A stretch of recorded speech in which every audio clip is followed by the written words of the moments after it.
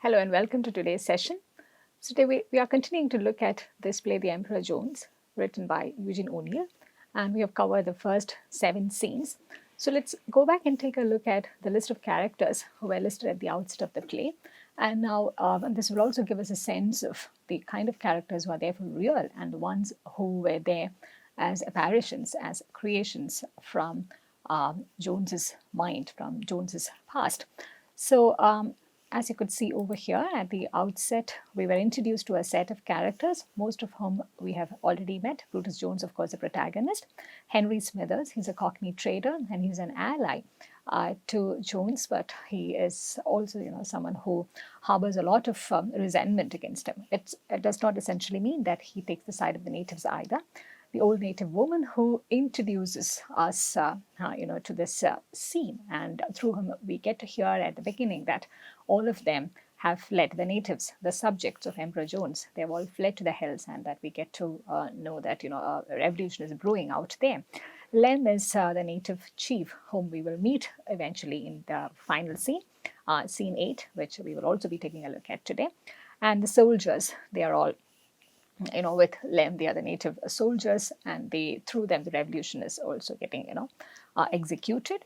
And the formless fears whom Jones encounters first, that from the second scene onwards, it gives us a sense of the impending disaster. It gives us a sense of the doom that he is beginning to face, that Jones is beginning to face emotionally. And psychologically as well. So as these formless fears, they begin to take shape, and also notably here, all of these characters, all of these shapes and figures, and they begin to come out of this forest. Yeah. So there is Jeff, who we get to know that he's the fellow black man who cheated Jones in some card game, and he ends up killing him. There are the Negro convicts who are being auctioned. Yeah, these are certain historical sites. We're not very sure whether Jones's was also part of the slave trade, whether he was also sold, or whether this is something. We're not very sure whether this is something that Jones's has actually witnessed or experienced. It is most likely a historical memory, which is a racial memory, which is coming back to haunt him. And there's the prison guard, and whom he also, a white prison guard, whom he ends up killing because the prison guard was hating him for no reason. And it's right after that, we get to know from the plot that it's right after that incident that he kills a white prison guard and breaks out of the prison, and he escapes to this island. So there are also these planters, yeah, who are who are a part of this entire slave trade. So first we see these, the Negro convicts being carried in the ship, yeah, and the slaves being, navigated through in a ship. So these are all like images which keep floating in and out from his, from a certain past with us, which is actually embedded in Jones's collective memory. So we also meet the auctioneer and the planter. They're all also significantly. What needs to be noted here is that from the time Jones encounters Jeff, the prison guard, the planters, the auctioneer, he also kills all of them. Yeah? So there are these characters who come in, who are who generated by his psychological imaginary, and they are also being killed by Jones for various reasons. And there is also a Congo witch doctor who shows up, and in between we know that there is some brief discussion, some brief soliloquy that he has about religion, where he refers to his Baptist church, but he finds himself left without a very little choice when he's encountered by the Congo witch doctor. And there's also this, the crocodile god is being summoned by the witch doctor, who was also killed by the last bullet left in Jones's revolver.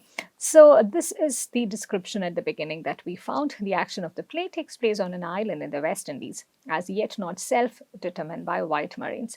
The form of native government is for the time being an empire.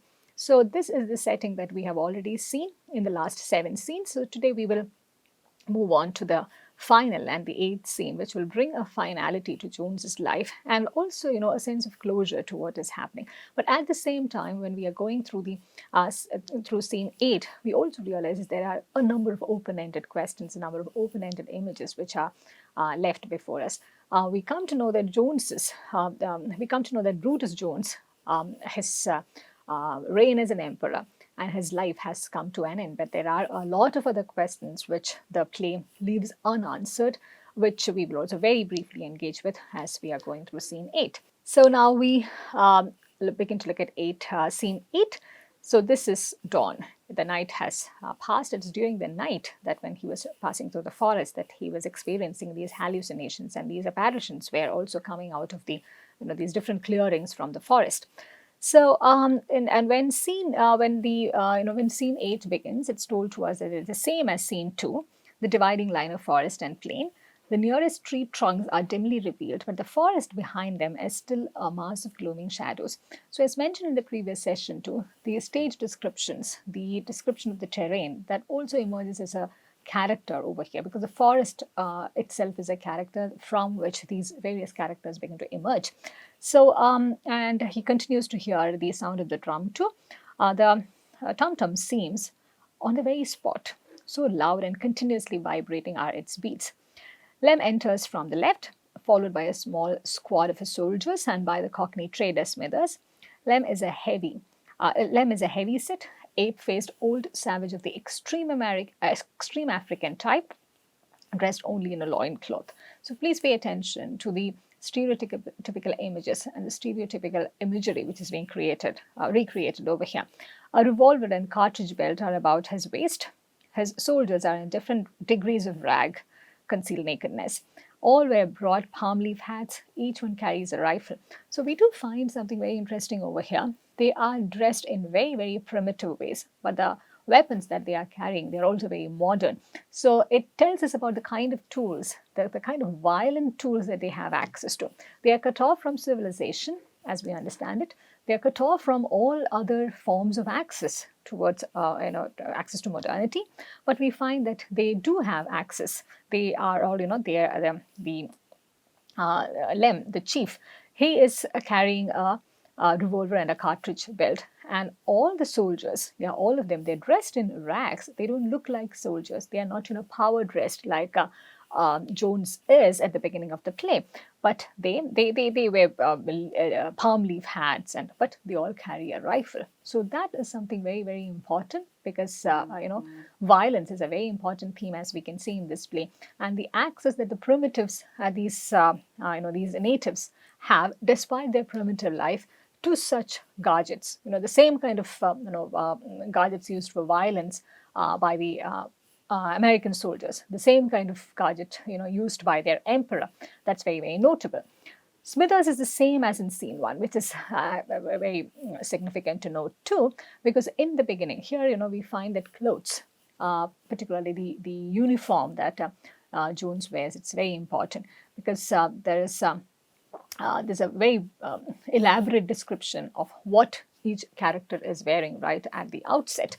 So that also, it's not just an ornamental sort of a description. It also signifies the kind of power, the kind of position, the hierarchical order where in which each of the characters are placed. So here, when Smithers is particularly, it's being described as, Smithers is the same as in scene 1, it is placed in stark contrast to what this man, Brutus Jones, has become. So he was evidently more powerful in terms of his appearance, in terms of the power he wielded. And now Smithers, he never became an emperor, but he retains, that's something very pertinent to note over here. He seems to have retained what he had, over these 10 years. Of course, after Jones arrived, things perhaps became a bit easier for him, and maybe now he has this empire that he can continue to rule over. Maybe not in the way that Brutus Jones did, but things definitely have got better in the 2 years that Jones was there. Though Smithers had to work like a shadow under him, he definitely stands to gain in this entire deal. So Smithers is the same as in scene one. One of the soldiers, evidently a tracker, is peering about keenly on the ground. So it's a very well prepared set of soldiers who are there, the native soldiers who are there with Lem, their chief, despite their appearance. He grunts and points to the spot where Jones entered the forest. Lem and Smithers come to look. So again, here when Lem, Smithers, and the soldiers are there, we are not seeing Jones. The last we met Jones only at the end of scene 7, where it was described that the Tum-Tum was filling the silence about him with a somber pulsation, a baffled but revengeful power. So right after he kills the crocodile god who was summoned by the witch doctor. We find the witch doctor disappearing from the scene. The crocodile is dead. The crocodile god is dead, which also symbolizes the impending doom in some way. And Jones, when we meet him last in the end of scene 7, he is lying with his face to the ground, his arms outstretched, whimpering with fear. So that is the last image that we have of Jones. And now in scene 8 begins, the audience are not privy to what has happened to Jones. So there are, their tracker points to the spot where Jones entered the forest, and they are about to have a look. Smithers, after a glance, turns away in disgust. That's where he went in right enough. Much good it'll do ya. So so now he comes back with this insinuation to Lem as well as the soldiers. I told you you'd lose him. Yeah. Smithers, of course, resents Jones, but Smithers also believes in the power that Jones has and the craftiness that he has, and he also thinks that Jones is cunning enough to get away from them. So and he's also using very derogatory words to talk about the silly spells that the Lem and others seem to have cast on him. But Lem, in this guttural voice, he continues to repeat this like a refrain. We'll catch him. Yeah. And he makes a motion to the soldiers who squat down on their haunches in semicircle. And Smithers is losing his patience, and he's quite confident that they are not going to find Jones, let alone kill him. So Lem continues to repeat this, that we catch him. Yeah, it's almost like a refrain, as we can see over here. There's hardly anything else that Lem, the chief, speaks. Yeah, just this guttural utterance that we'll catch him. So Smithers turns away from him contemptuously. It's now that he's with the natives, helping them, being with them to hunt down Jones. It does not mean that he is an ally to them. He looks down upon them, and he's not. He knows that the natives cannot harm him. Yeah, and the superiority that he has. It's very clear. The hierarchy is very, very clear over here, and Lem does not seem to mind. Yeah, but the power structure is quite clear over here. He's a better man than a lot of you put together. Yeah? So this is again, Smithers, as mentioned from the beginning. He resents Jones, but he is also has a lot of genuine admiration for Jones for what he has done, for the kind of person that he is. And Smithers also knows that he will never be able to become what Jones has become. And even for Jones, it's a very short-lived period of success, if you may. It's a very short-lived period of this achievement, though. It all looks like very surreal now. When we are looking back at those 2 years now, it's like the 2 years sandwiched between, his reality. 2 years which are sandwiched between the dark, violent, traumatic reality, otherwise that he is experiencing, that he is living. So. In that sense, even this play, it's possible to say that only the first and final scene, the first and 8 scenes, these 2 scenes are entirely realist. Yeah. So in between, there is a lot of expressionist techniques. There's a lot of these apparitions and hallucinating experiences which happen. So those scenes from 2 to 7, they are also bookended by these the scene 1 and scene 8, which are the only realist scenes. The beginning, when we meet him for the first time, when we meet Jones as an emperor who's ruling over the natives, someone who has committed 2 murders, someone who has broken out of jail from the United States, and now who's there, in one of the islands in West Indies. And when we meet him in final scene, we don't really meet him over there, so we very quickly see, what happens to Jones. Lem makes a A quick signal with his hand, his followers creep quickly but noiselessly into the forest. They are, it's their native turf, yeah, scattering so that each enters at a different spot. The silence that follows in a contemptuous whisper, that seems to be his default attitude towards the natives, which does not change even at the end of the play.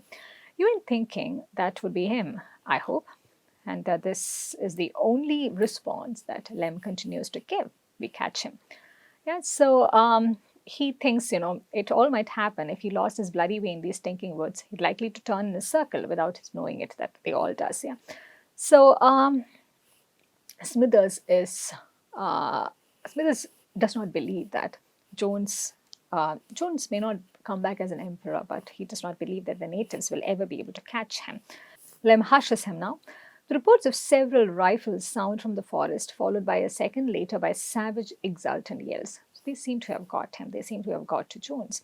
The beating of the tum-tum abruptly ceases. Yeah, the war cry, which began, the call for revolution, the ceremony which began at the beginning of the play, it has come to an. It's almost coming to an end. Lem looks up at the white man with a grin of satisfaction. Yeah, we catch him dead. Yeah, so this is a triumphant moment for Lem.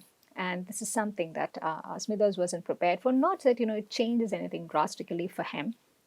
Smithers with a snarl, oh, do you know it's him? And how do you know he's dead? My men's, they got him silver bullets. They kill him sure. The silver bullets. Yeah. So at the beginning of the play, his sense of security, yeah, it had, his sense of pride also rested largely on this myth around which his safety was protected, silver bullets. Somehow Jones had successfully managed to convince these natives that he could be killed only with a silver bullet, and they had believed him very superstitiously, very blindly. So this is something that this now Jones, we find him that this his sense of hubris also came from this element that he could convince them. And they never tried to attack him because they were convinced that only with a silver bullet that he had with him, only with a silver bullet he could be killed. So Smithers, this is not something that Smithers was prepared for. They got silver bullets, lead bullet, no kill him. He got him strong charm. Yeah, so they did believe that he had a strong charm, that this was, there was some luck which was protecting him, which could be, broken, the spell which could be broken only through with the use of silver bullets.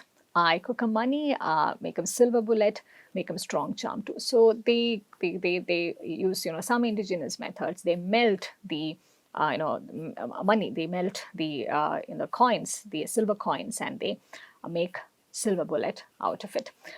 So Smithers light breaking upon him. So that's what he was up to all night. What? He was scared to put after him till you molded silver bullets. Yeah, so this is beginning to make sense. This is what they were doing all night. Yeah, they were trying to melt all their money, all the silver coins that they had, and they were molding it into silver bullets. Lem simply stating a fact. Yes, him got strong charm, led no good. He continues to believe that it was only the silver bullets which got to him.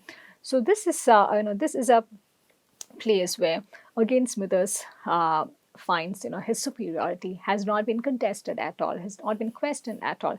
Slapping his thigh and guffawing, he makes this very raw, rustic gesture which signifies his power, which reiterates his power in some strange ways. And he says, ha ha, if you don't beat all hell, I'll bet you it ain't him they shot at all, you bleeding loony. Yeah. So Smithers is still like not really convinced until he sees Jones for sure, and they bring him. So the soldiers come out of the forest carrying Jones's limp body. There's a little reddish purple hole under his left breast. He's dead. They carry him to Lem, who examines his body with great satisfaction. Smithers leans over his shoulder in a tone of fright and awe. Well, they did for you right enough, Jones, see me, lad, dead as a herring. Where's your high and mighty ass now, your blooming majesty? Yeah? So it's not as if there's anyone lamenting Jones's death, which is very, very tragic given the kind of stature that he had at the beginning. It also shows us that they are able to get to Jones only after he is stripped off his all of his the mighty airs and those external things which were holding him together. If you remember, there was one scene where, he dreams, he hallucinates that he loses the shovel.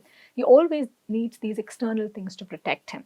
And now what comes to, very ironically, what gets to him is the same myth that he had perpetuated about him, that, he could be got, he could be killed only with silver bullets. We find that, that hubris becomes his fatal flaw. That, the myth that he created becomes the cause for his own death as well.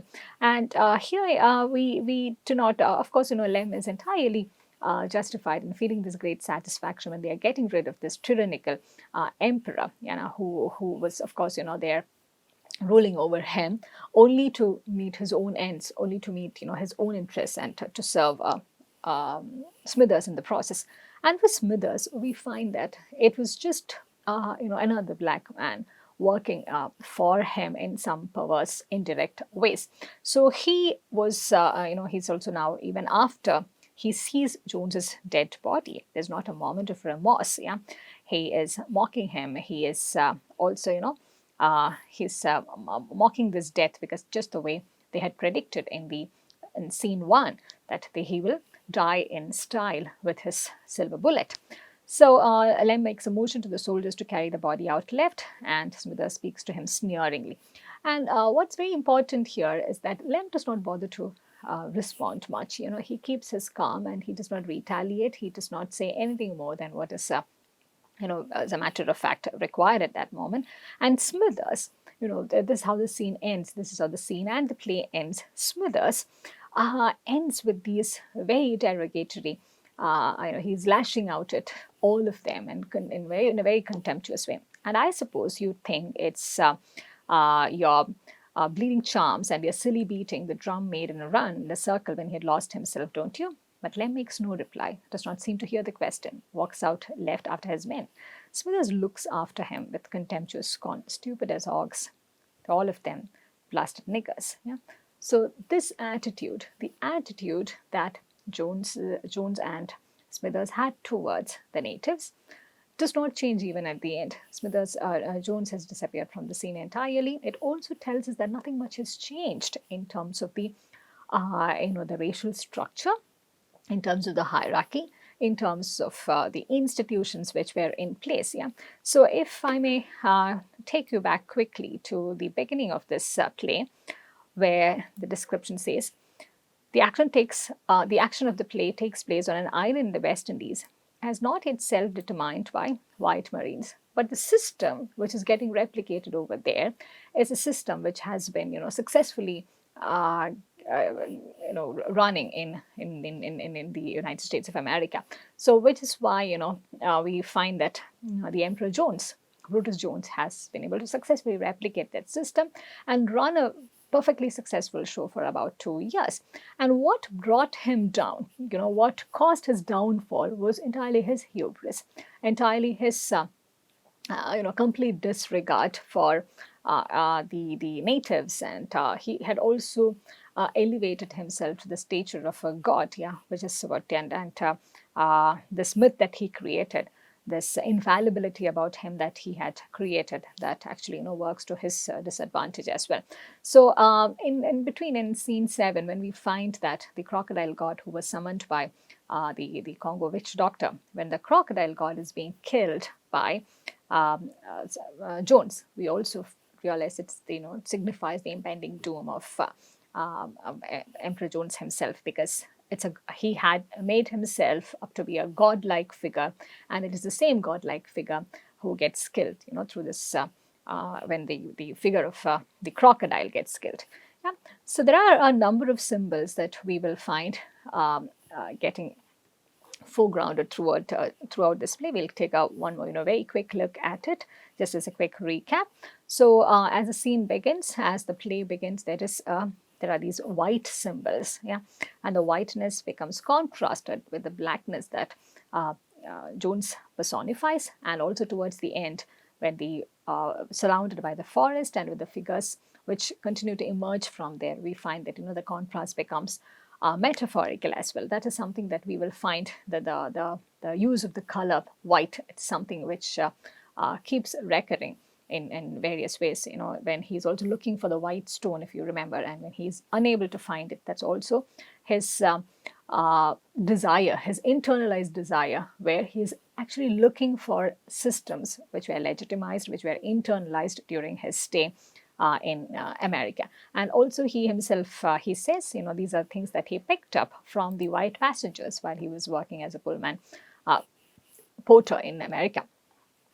And we also find that, in the first scene itself, the sound of the drum, that sort of sets the tone for the play about, an impending danger, about something progressing. So that's the only thing which is, retained from scene 1 till scene 8. Yeah.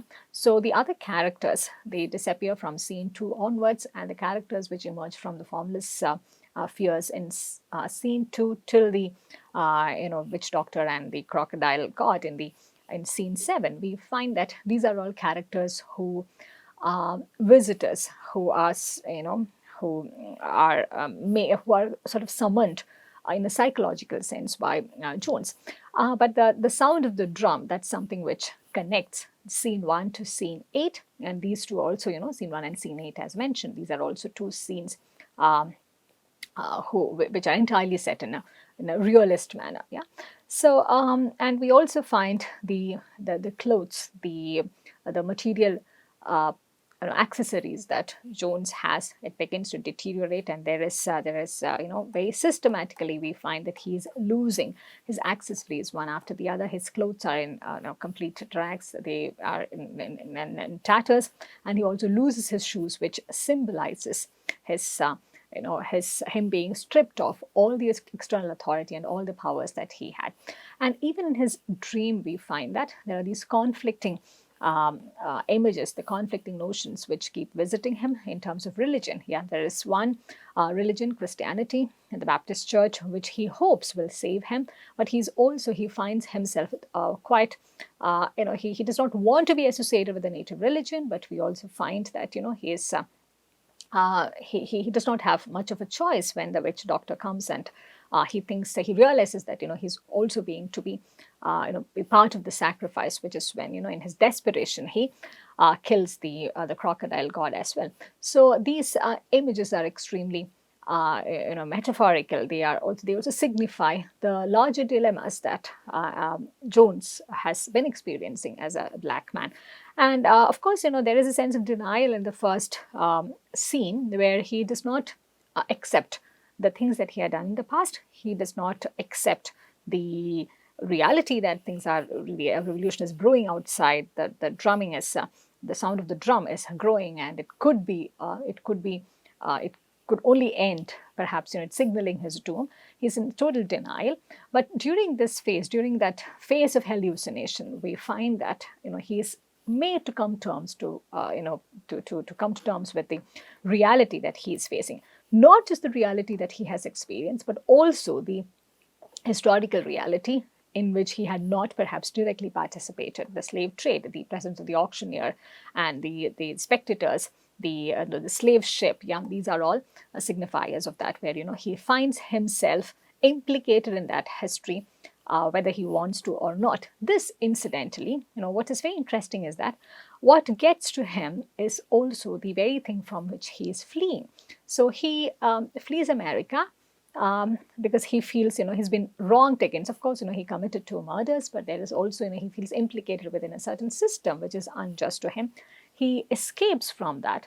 But even within this forest, when he is trying to run away from the very empire that he had created, when the subjects of the very empire is revolting against him, we find that among the other real people who were part of his life, who were also murdered, we find that the historical reality from which he has been trying to escape, that also catches up with him. So this is where one also realizes how the certain stereotypes which are also embedded into this play. So if we look through the way in which the play is organized, we find that the first scene takes up the bulk of the play, and that's where we get to know about the past of Jones. That's what helps us connect various events which happens to him, the hallucinations that he experiences from scene 2 till scene 7. So scene 1 acts as a major realist anchor point to which all the other things could be connected emotionally, historically, metaphorically, and in a very psychological sense as well. So given the heavy investment in the psychological trauma and the psychological dilemma and the archetypal memories that Jones is facing from scene 2 till the end of scene 7, it's only, it's quite unsurprising that this play has been read through the lens of the Jungian archetypes. So the Jungian psychology had always come very handy in reading a play like this. There are a number of characters, there are a number of critics who also believe that this needs to be read more in an expressionist way and less in a realist way. But what makes this play stay rooted in the realist tradition is the way it's bookended, how the action between is bookended between two very strong realist scenes. Yeah, because it's those realist scenes, scene 1 and scene 8, which helps us to locate what is happening in between. Yeah, the psychological journey in between. And it's also this in one of the earliest lectures it was mentioned that only when he begins his journey into his interior self, he becomes vulnerable. Vulnerable to external attack as well. So that is what happens in this play from this, from when he is descending into a certain, core self, which also leaves him extremely vulnerable. So as and all of these characters, the real characters and the characters who are part of his hallucination, they all appear to serve a purpose, which is sometimes to give an added accent to his own personal story, or sometimes to corroborate something which is part of his historical location, which is part of his historical past, which is also the racial past. So one of the questions that has always been asked about this play is the kind of racial politics that it deals with. Yeah, the stereotypical images and some of the descriptions about characters, the sort of qualities attributed to them. Yeah, they all have made this play very interesting in discussions about race as well as memory. And the character of Smithers, he also functions as this foil to Jones. There is no love lost between them, as we know, and it's not like they come across as these perfect equal companions or allies. Yeah, so Jones was hired first by Smithers. Jones had to be Jones was hired. Jones was given an opportunity because Smithers also located. Smithers was also sort of smart enough in his racially superior way to know how he could use Jones as an insider, how he could use Jones as a pawn to play this game right. Because this is also, it's not just about an individual gaining power. It's not just about race. It's also about money. It's also about the expansion of the empire in some form or the other.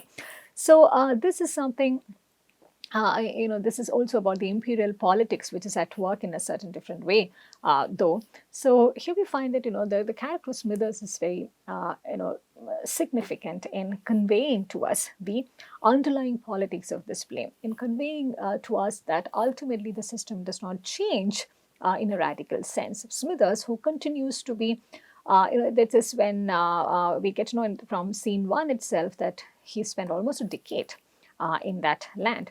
And he's quite an alien. He's less acquainted with the ways of how the American society works, less acquainted than this Jones himself. But he's more, he's more of an American due to his whiteness, and it is the blackness that this Brutus Jones has. It alienates him in America.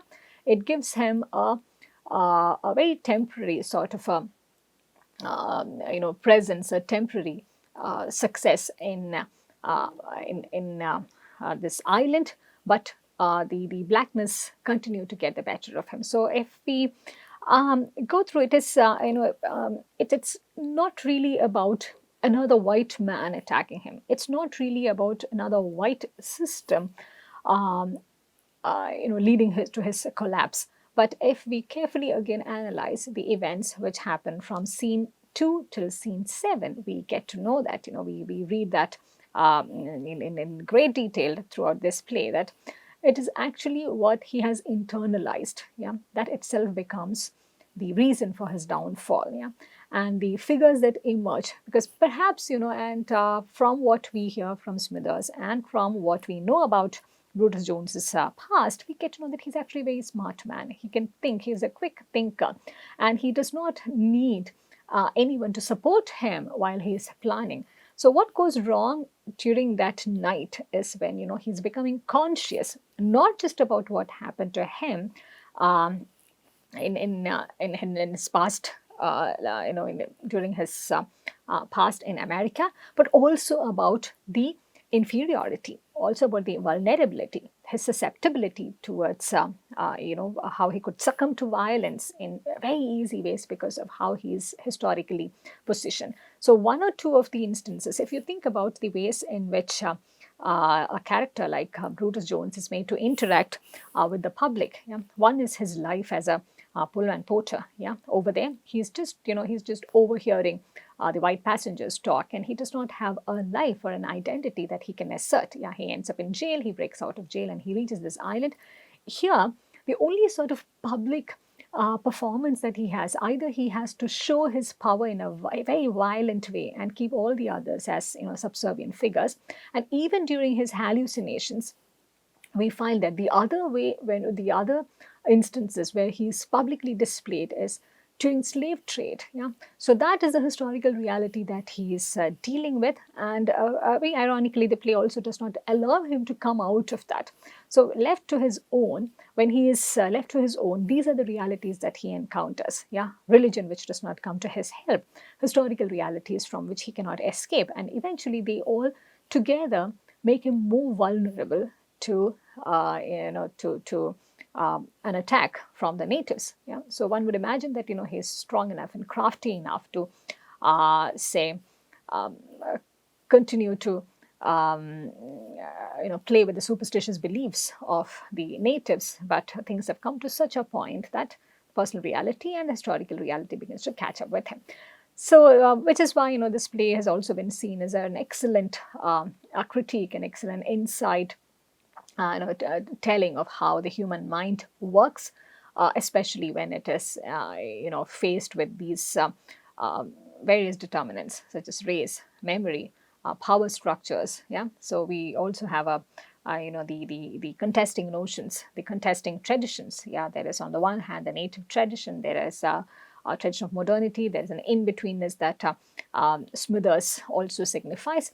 So this is a play which could open up in many different directions for other sorts of frameworks, other kinds of discourses. That is something I hope you would be more inclined to explore after having read through the entire play. So with this, we come to the end of today's session, and we have also successfully come to the end of the play The Emperor Jones, which was also the first play that we read in this course. So I thank you for your attention. I encourage you to look up, read up more about how The Emperor Jones has been situated in a canonical sense, the various ways in which it has been read and performed, and the retellings of this across these throughout the century. So with this, we wrap up today's session, and I look forward to meeting you in the next session.